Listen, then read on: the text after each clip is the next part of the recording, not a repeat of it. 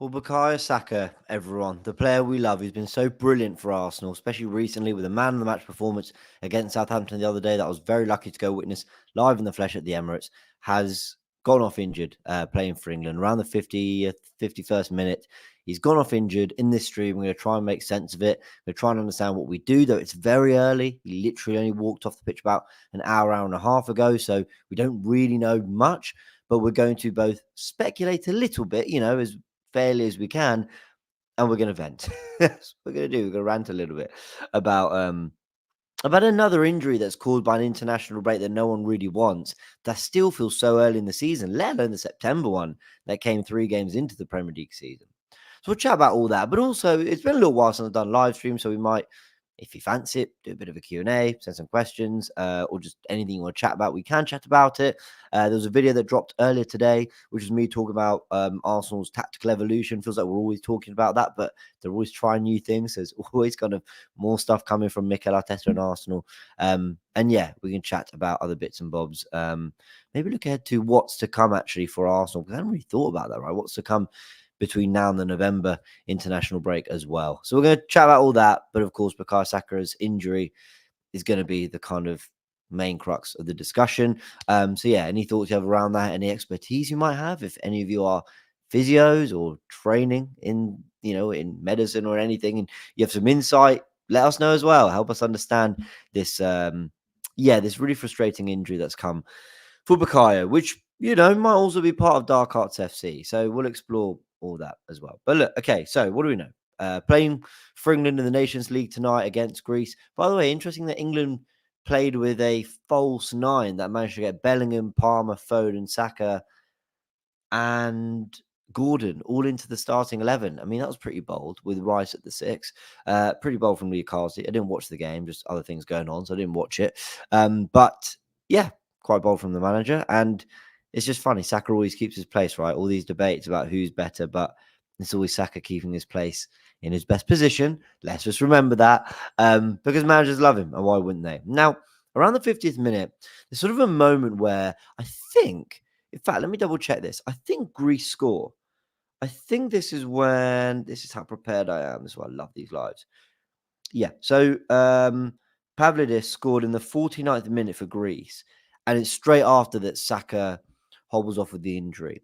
Now, I think in the build-up to the goal, you can see him sort of turn and feel a bit uncomfortable. Something doesn't feel right, and people are speculating whether it was an ankle roll, whether it was a hamstring. As he's walking off the pitch, there's maybe like a feel to the back of the leg at one point, but his short, the right side of his short's also a little bit higher. So was that because he was massaging a certain area? I don't know.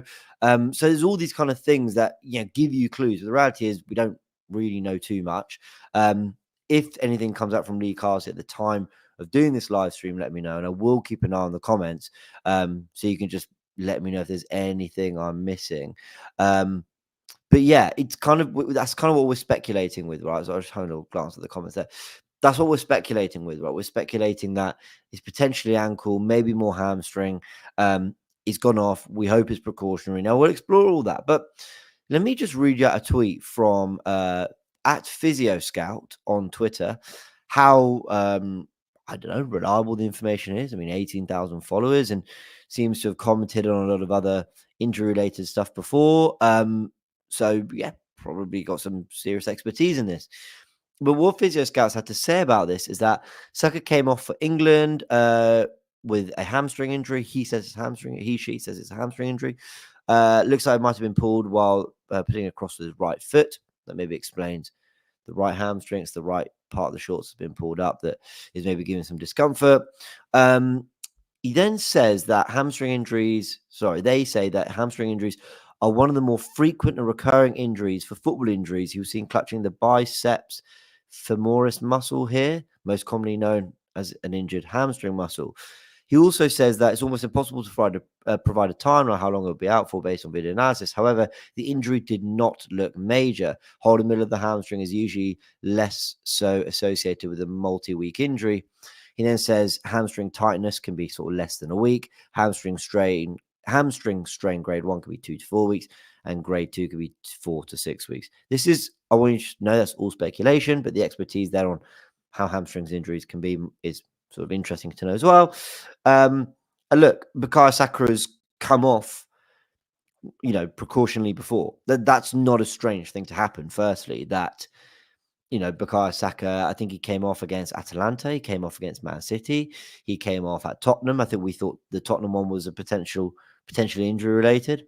He missed the final there last season with a small injury, missed the Man City game at home because of a small injury. So Saka having minor problems is not surprising. That isn't things we haven't seen before, even in the last year for Bukayo.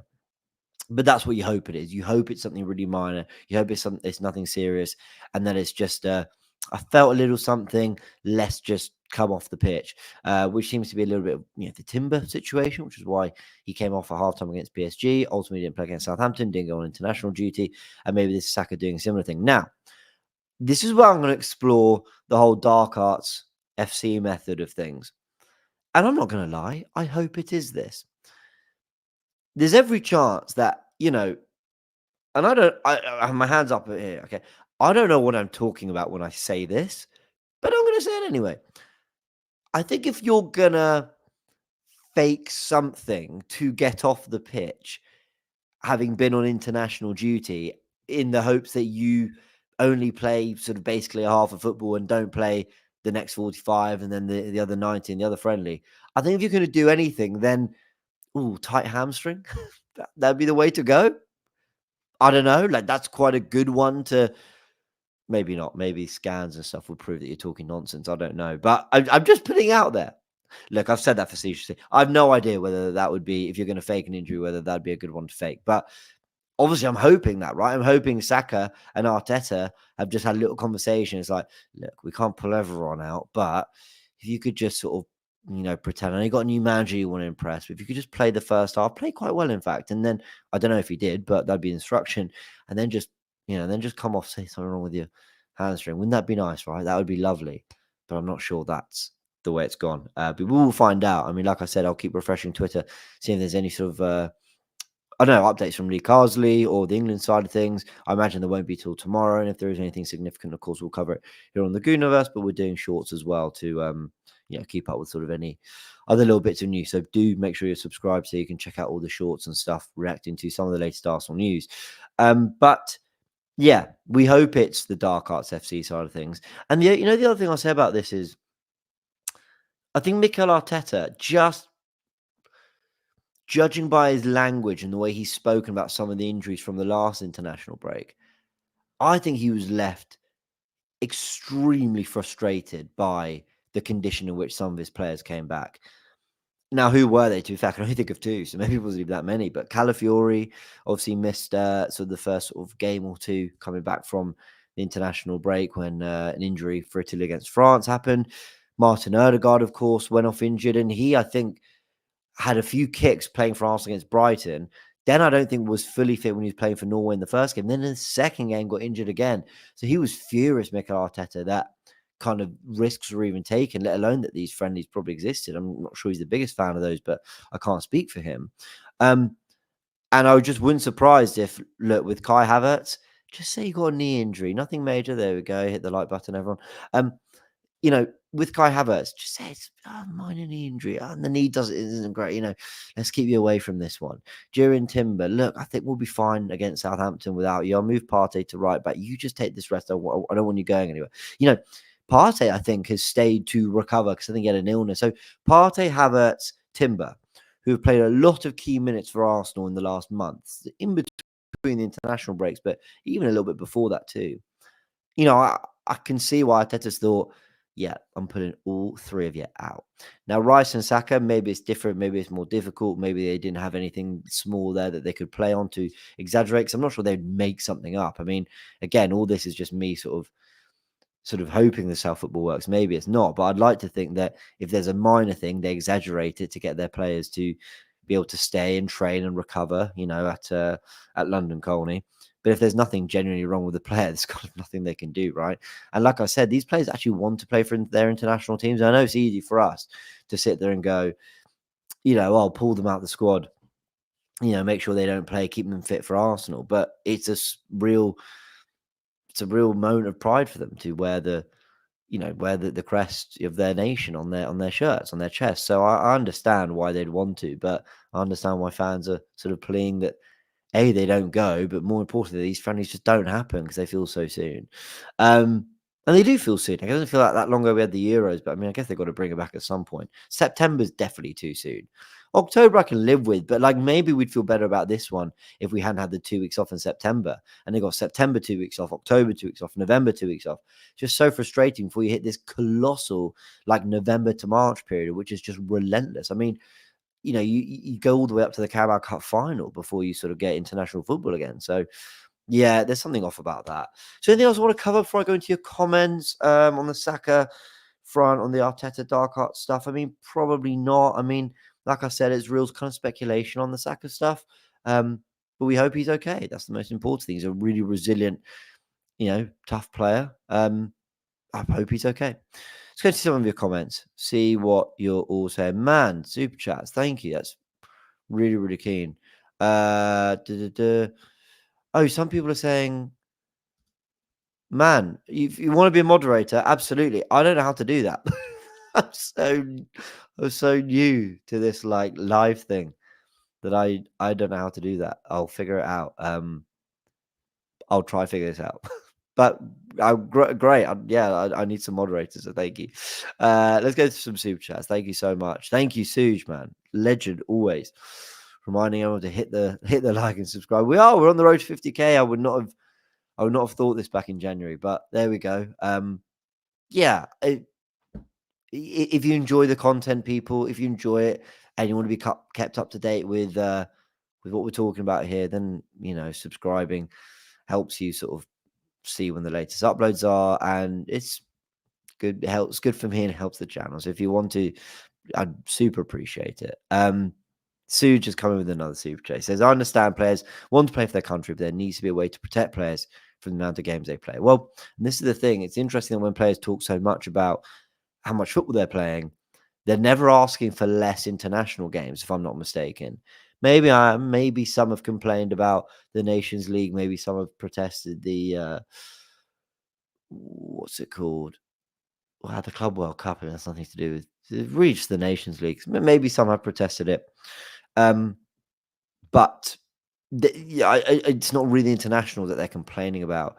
Yeah, it's I think the excessive amount of club football, the expansion of the Champions League, the extra games, and the expansion of a Club World Cup, which used to be just 4 clubs battling it over before Christmas for a nice extra trophy. But now it's become, I'm not belittling when I say that, by the way, I'd love to win the Club World Cup. But now it's become sort of this big tournament that has to go on over summer. I think it's taking place in Miami in the US. That feels really excessive. And also, if they're going to bring that competition, which, by the way, I'm not belittling it, I'd love Arsenal to be in it as well.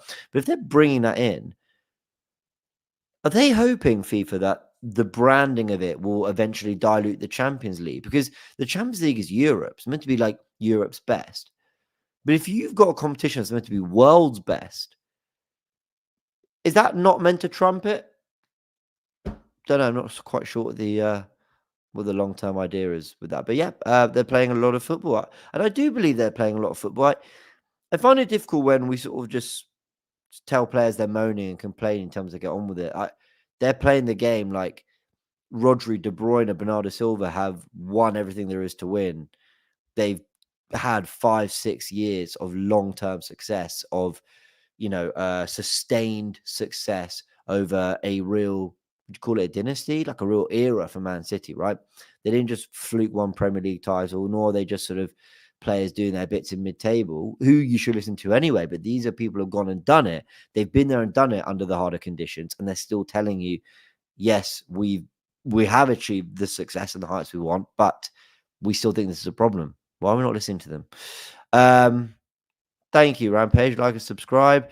And then Amadou says, James, to turn off the gesture, click on the video icon, which appears in the menu bar. Now you're streaming, set reactions. That's it. You've been frustrated. Yeah, but you know what? We're just going to make it a thing, Amadou. Hit the like button. There we go. Use it to my advantage. Here we go. So it's worth saying, RM, that Saka might be fine. Very good chance he's fine. We don't know. In fact, probably time for a Twitter refresh. Let's be real. It was better when it was called. It's better when it was called Twitter, wasn't it? With the blue bird and everything. I mean, it still wasn't a great app, but um, having a look. Ah, yes, there is footage of Saka. Right. So there's footage of Saka walking. Go to @mo_AFC. You can see it on X. There's a bit of a limp. And he's walking through the mix zone clearly because the media have seen, he must have captured this footage. No, I mean, from what I can see, like, no, he's not on crutches. Good sign. It doesn't look like he's, really struggling. Like, there's kind of one leg he's really trying not to bend, which is probably a good sign because I know they'll have stretch and stuff, but stiffness can be a thing. Like, even if you've got like a minor injury and it keeps you out a few days, sometimes it can stiffen up and be really sore. I've obviously never played to Saka's level, but I had an injury playing football like a month ago. And for 2 days, I twisted my ankle for 2 days. I was honestly like, "This is terrible. I need to go to physio." Day 3, it was fine. It just stiffened up. Like, that can happen, when you're playing football. And I'm playing to 0.00001% of the level and intensity that these guys are. And even that maybe is too high. So there we go. That can happen. So maybe that's kind of all encouraging. I've just typed Saka back into X to see if anything's coming up, but there's no real major update. But I'm glad I checked because that footage has told us a lot. Let's have a little look at what else you're all saying. Willow says, and this is a really good point. Willow Mo Fire says, I don't think it's serious. Plus, at least he's got more than a week to recover. Hopefully, Arsenal now recall him ASAP. Yeah, really good point here. I mean, if it is a week or two out, it's a week or two out from today, from now. So, we're talking the rest of this half week and then all of next week. So maybe he misses Bournemouth away. But hopefully it's nothing serious. AP. Well, this is interesting. Overworked Saka had to break down. We've got no cover and worked him like a robot. Bound to happen. AP, I had proper arguments with Robbie on streams about this on AFTV. We were talking about Saka playing too much football. And I have felt for the last few seasons that he has played far too much football. Starting too many games, often completing 90 minutes, kicked loads and always staying on the pitch. This season, my tune has changed a little bit. Not because I don't think he's not because I've changed my perspective on how much football he was playing back then, but more because I don't think he's played those. It doesn't feel, well, I haven't tallied the numbers. It doesn't feel to me like he's played those intense minutes this season. And I might be wrong, but when I think about it, had obviously that little bit of a break because of the Euros, came back. Surprised he played some of those friendlies at the Emirates, but he did. And then, he came off against Villa at home. Here we go. Hit the like button, people. Came off against Villa at home. No, Villa away. He came off. Wow. Oh, so we're doubling up, are we? It's going to just keep going. Fantastic.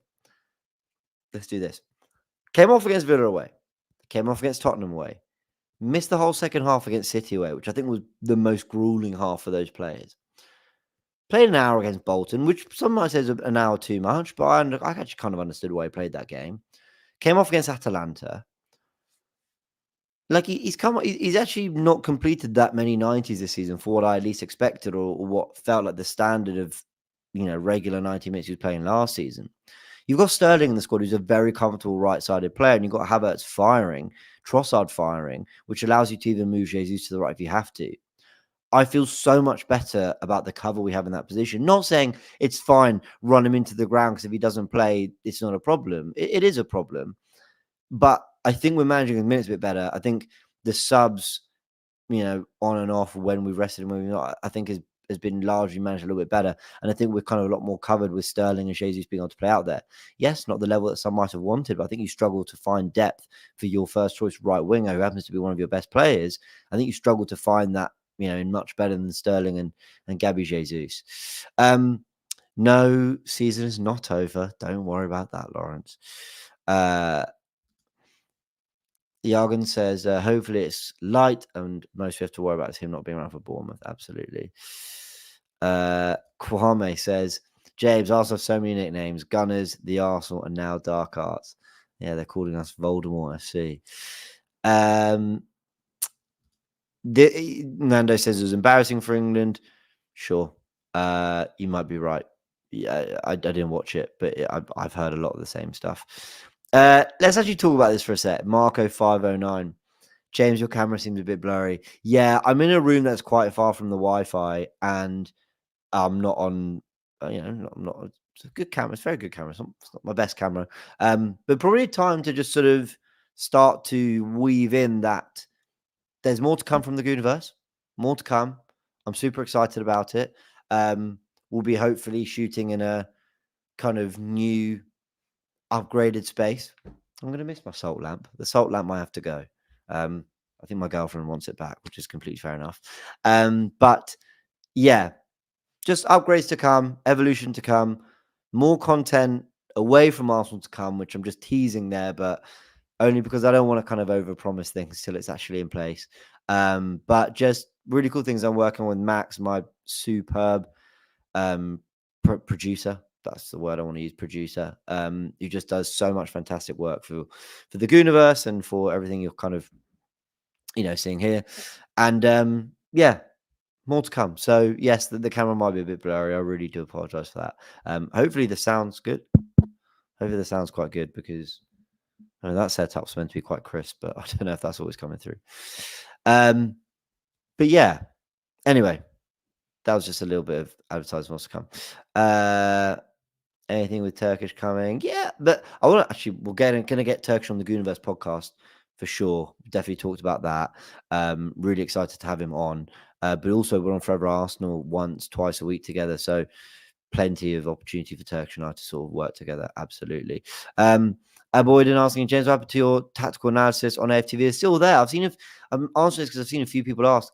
Tactical Insight's still there. We're just not slapping Tactical Insight on the thumbnail or the title. That's all. So it is there. So the video we did on Bukayo Saka, that was a Tactical Insight. Go check that out. We broke down the Southampton game and we talked about Bukayo Saka in it. So yeah, apologies for any confusion. It's Tactical Insight with Graham, absolutely still there, and we're having a great time with it. There's been once or twice we haven't been able to do it because of whether it be I don't know, scheduling on my end or something like that. But yes, Tactical Insight's still there, so don't worry about that. And a few of you have asked, so yeah. Serge says, shout out to Max for the quick thumbnail. Yeah, he's doing some fantastic work, and we're just making little tweaks here and there. Here he is, the man of the moment. Everyone show some love to Max because he is just doing some superb work. And sorry, Max, I've been distracted by a comment while I was bigging you up, but big up, Max. Smash the. Is this going to do it? There we go. Look at that. Look at the love for Max we show. Pat says, Muniri time shine. A third player who can play on the right behind Saka. I mean, Saka, Sterling, Jesus, Muniri. From the little I've seen of Muniri, that guy can play on the right wing. He can do it. Convinced he can.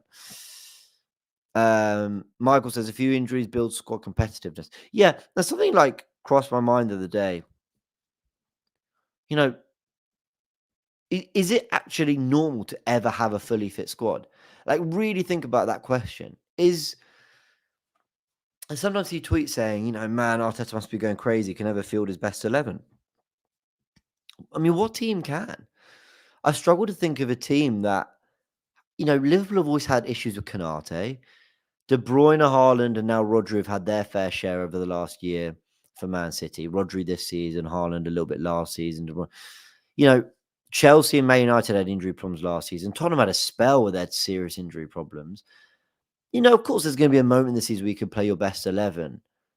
But I think 2 years ago, I was frustrated when we couldn't field, Zinchenko with Partey, with Jesus. That team in 22-23. I was so frustrated. We could never get that 11 on the pitch together because they cooked every time they were on the pitch together. But then I think I don't know, maybe it's becoming wiser. Or maybe it's just becoming numb to it. It's one or the other. But I think I'm just like, you're never gonna have your best team, or like you are for 20% of the season. Maybe that's not true. Maybe like you are. Maybe that's a bit of luck that gets you over the line in the end. I think when Liverpool did win the title, were competing, getting 98 points and all that, I think they were largely pretty injury free. Then they had all their injuries at once and they finished third. So yeah, maybe that's just part of it. But yeah, but sorry, just on this, Michael. Sorry, few injuries build squad competitiveness. Yeah, it does. I mean, Partey, playing all these games because Marino's been out and Rice has suspension. I've got no doubt has done wonders for his fitness. Jorginho's managed to get some minutes, and Nwaneri was able to come on and show we can do against Leicester and play a little bit here and there. Maybe not as much as we wanted. So that's all positive for sure. Got some more super chats. We'll go into those in a sec, just seeing if there's any other. By the way, I actually go plug a piece of content. Go to Sharoy's channel, Sharoy's Voice. He's done a fantastic video. I'm only halfway through it, but he's done a fantastic video on Man City versus the Premier League. He literally goes through the whole, what's the wording? I'm not a lawyer. Law document. Like, whatever. Like, he goes through it and it's fantastic. And I'm going to quiz him about it on the next Goonerverse podcast, which again, apologies, there's been no Goonerverse podcast this week. My reasons, just things going on. But it will be back next week. And I'm really looking forward to it next week. We were actually blessed. We meant to have Dan Potts on this week. Not his fault. Not anyone's fault. Had to cancel. But next week, we're going to be doing a Goonerverse podcast. We can get down on, we will, but expect Dan Potts soon as well. Like I said, Turkish and more people to come. In fact, let me know in the comment section below. Any Arsenal fans? I thought Harvey and Graham were fantastic last week. Really enjoyed having them on. So any Arsenal fans, or if you yourself or an Arsenal fan, you want to come on, just like, yeah, hit the comment section below and I'll go through them at some point as well. And the last thing I'd say, just before I go through the final comments and super chats, is I don't think Arsenal have had an injury crisis, and certainly not for a while. I do just want to mention that I know we've had a lot of injuries. I know we've, in terms of more recently, a lot of big profile injuries, high profile injuries, and always feels like it's the high profile ones that get to us. But I think on the injury front, Arsenal still remain, touch wood, luckier than most. But I think Arteta will be tearing his hair out at, just the parlor on these two international breaks in particular that have left him at moments this season without, well, I mean, Timber's largely played, but he's missed a little bit. Calafiori's missed a little bit. Ødegaard's certainly missed a significant part of this season. Bukayo Saka now coming off injured. It's just really frustrating. Just for anyone jumping in late, as I've seen Hamsik has, no, we don't, and we don't know how serious it is, but he was walking in the mix zone after absolutely, looking more fine than a serious hamstring injury would expect you to look, though I'm no expert. Oh, look at this troll. Kane, Palace fan. Oh, just put Saka to the front and get Ayew out of these conversations. Let's go through super chats, people. What have we got from your Waka Saka Gunsa says Euro and Copa America are like mini World Cup. UEFA is a shambles with their stupid Nations League. You're not a fan? I hear it. I think there's room for evolving the competitions we have, but not adding more. I don't see the point in that. Suze, thank you again, man, for always supporting the channel. You're an absolute legend. So looking forward to and supporting you. I've seen you, super chats on the Big Six, supporting, people who are making content and chatting about their clubs and fan channels. And love to you for that, Suze, because yeah, we really appreciate it. And we appreciate all of you who are in the comments at 11:30 on a Thursday night, tuning into, me just rambling on about Bukayo Saka and Arsenal. I don't really know what I'm talking about, but I'm trying to make sense of it. So thank you to everyone who tunes in. I super, super appreciate it. Final super chat to round it all off. Looking forward to new things in the Goonerverse. Glad to see tactical knowledge getting its dues. Throwing Max big things to come. You know what? Like, it's so funny. When I started doing Tactical Insight with Graham, Graham invented Tactical Insight years back with Robbie. And I just love how much tactical content around Arsenal there is now. And it might have always been there, but I think when I first started doing the tactical stuff and when I started doing it on AF2 with Graham was when a lot more of this started to happen, I was like, oh man, are people going to find this boring? But people are really enjoying it, which I love. Yeah, I'm really glad people are enjoying that content across YouTube, because I find it interesting, and I'm glad a lot of people are too. Kwame, I wish you well too, man. I wish you well too. And Vishal, I absolutely will make Suja mod. I just don't know how to do it. I don't. I really wish I did. Thank you, Alex, for the super chat, by the way. No, all it says, no, I don't want to ban the user. No, I don't want to do that. Right, I need to figure out how to do that. Max, I've got a job for you. I'm joking. And hey, I'll do content with Matisse one day. Of course, I will. Love Matisse. All right, everyone, we're gonna leave it there. I hope you've enjoyed this. Bukayo Saka doesn't look like it's anything too serious, but we don't quite know. Let's hope he's okay. Because we need him back. And whatever happens, get him home. Get him home, resting. Colney next week, ready for the more big Premier League games. It's just relentless. Catch you in a bit, everyone. Big thanks.